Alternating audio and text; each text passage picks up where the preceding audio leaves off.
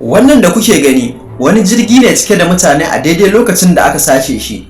Wannan shine Liu, matukin jirgi na gari, wanda burin shi shine kai fasinjansa inda za su je lafiya.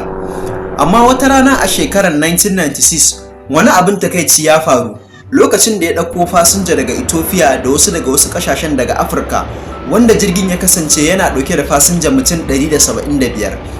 Suna cikin tafiya, katsam sai wasu mahara mutum uku suka tashi suka tafi kai tsaye zuwa inda matukin jirgin suke. Suka zare musu makami kuma suka ce suna ɗauke da bom. Suka tilasta wa matukin jirgin Captain Louis ya kai su zuwa Australia. Amma sai ya faɗa musu matsalar ita ce, jirgin ba shi da isasshen mai saboda ba a mai lissafin zuwa can ba.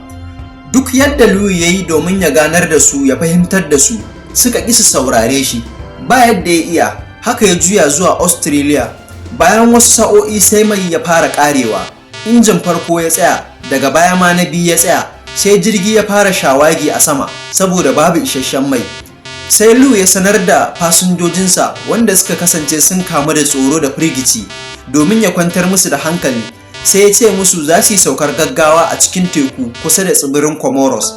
Haka kuwa aka yi, wanda a daidai lokacin da jirgin yake faɗowa, wata daga cikin masu hutawa a gabar tekun ta ɗau wannan bidiyon. A ƙarshe dai jirgin ya faɗo, ya rabe biyu, kuma daga cikin mutum 175, mutane 50 ne kawai suka tsira, ciki har da jarumin matukin jirgi Captain Louis.